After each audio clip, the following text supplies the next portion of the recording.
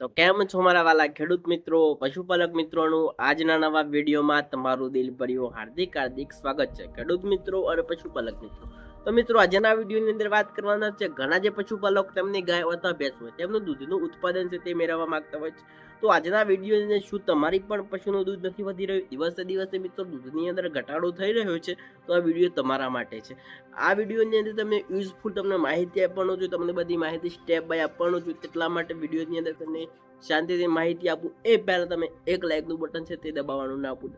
હવે સૌ પ્રથમની અંદર વાત કરીએ તો આપણા પશુનું દૂધ વધારવા માટે આપણે ઘણા મોંઘા ફોર્મ્યુલા આપ્યા, છતાં પણ હજુ સુધી આપણા પશુનું આપણે દૂધ છે કે નથી વધારી રહ્યા. માર્કેટમાંથી મોંઘી દવાઓ લાયા છતાં પણ હજુ સુધી તમારા ભેંસનું દૂધ નથી વધતું. તો આ વિડીયો તમે પૂરો જોઈ લો. હવે પશુનું દૂધ વધારવા માટે આપણે કયો ખોરાક આપવો જોઈએ તે પણ જાણવું જરૂર છે. હવે સૌ પ્રથમની અંદર વાત કરીએ તો પશુનું પૂરતા પ્રમાણની અંદર આપણા પશુ આહાર પણ આપવો જરૂરી છે. સાથે સાથે મિત્રો લીલો ચારો, સૂકો ચારો પણ મિત્રો સાથે આપવો જરૂરી છે.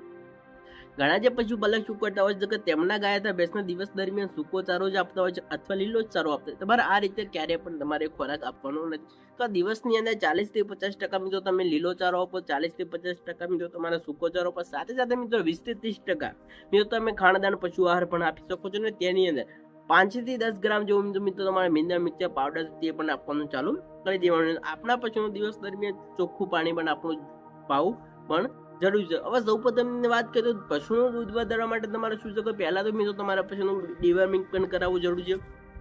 આપણે દરેક વિડીયોની અંદર કહેતા હોય છે કે પશુપાલક મિત્રો તમારા પશુનું પહેલા તો તમે ડિવર્મિંગ કરાવો છો, ત્યાર પછી તમે અઢળક માત્રાની તમે દૂધનું પીક લેવલ તમે આસાનીથી તમે વધારી શકો છો.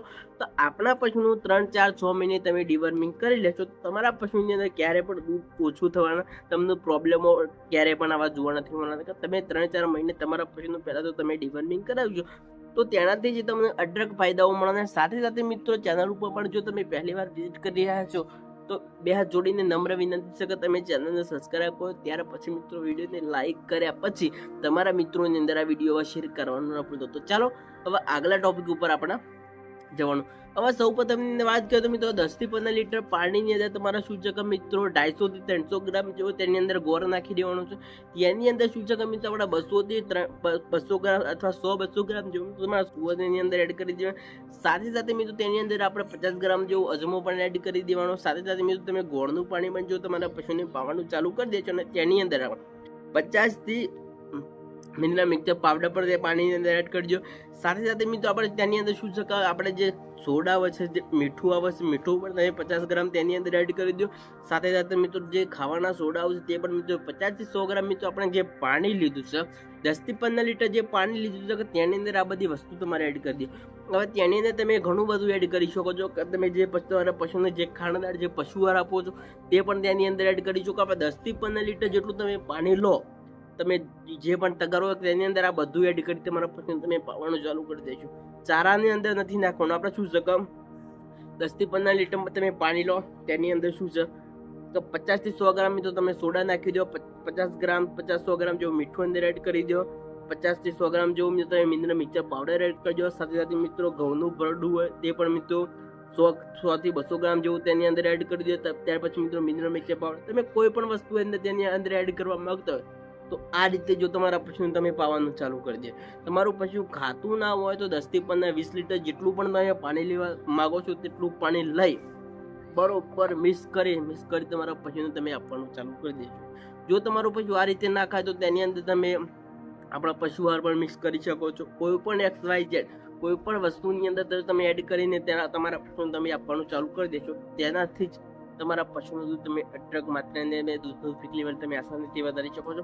સાથે સાથે મિત્રો જો તમારા પશુનો જે તમે ઘઉંનો જે ભૂસું આવે છે ને બધું તેની અંદર પણ જો તમે મિક્સ કરી તમે આપવાનું ચાલુ કરી દેશો તો એ તો રામબાણ ઉપયોગી વસ્તુ. તમારા પશુનું દૂધ વધારવા માટે તો પહેલાં તો તમારે આ બાબતનું ધ્યાન રાખો.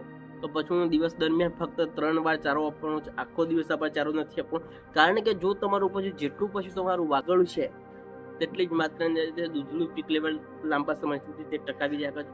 જો તમારા પશુને તમે વારે ઘડીએ ચારો આપ કરશો તો એવું પશુ તમારું ક્યારેય પણ દૂધ નહીં વધે અને દિવસે દિવસે તે 100% દૂધની અંદર ઘટાડો કરી દે છે. જેટલું તમારું પશુ પાણી પીશે, તમારું જેટલું પશુ મિત્રો વાગોળ છે તેટલા જ પ્રમાણની અંદર દૂધનું પીક લેવલ તે બનાવી પણ શકતું હોય છે. સાથે સાથે 3-4 મહિને તમારા પશુનું તમે ડિવર્મિંગ કરી લેજો. ત્યાર પછી જ હવે આપણા માર્કેટમાંથી તમે આ શું શકો જે લીવર ટોનિક પણ તમારું પશુ તાજું પશુ વેલું છે તો એનું તો 1 થી 2 લીવર ટોનિકની તમારે બોટલ પણ આપી દેવાની. સાથે સાથે જો તમારા પશુનું કેલ્શિયમ ઘટતું હોય તો આપણા ગોળનું પાણી અથવા કોઈ પણ ખાણાદાણની અંદર 200 થી 250 ગ્રામ જેવો ગોળ અંદર એડ કરી આપણે ખવડાવવાનું ચાલુ કરી દઈએ. 10 થી 15 દિવસ સુધી ખવડાવવાનું ચાલુ કરો.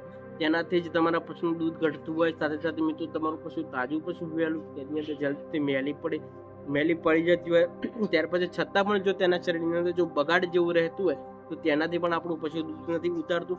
સાથે સાથે મિત્રો દૂધ નથી ઉતારતું, દૂધની અંદર ઘટાડો દિવસે કરતું હોય. ચાલો આજના વિડીયોની અંદર બસ આટલું જ. ફરી મળીશું નવા વિડીયોમાં નવા એક્સ્ટ્રા ટોપિક સાથે. આજનો વિડીયો તમને કેવો લાગ્યો? સારો લાગ્યો તો વિડીયોને 1 લાઇકનું બટન દબાવો, ચેનલને સબસ્ક્રાઇબ કરવાનું ના ભૂલતા. ચાલો રજા આપજો. ધન્યવાદ.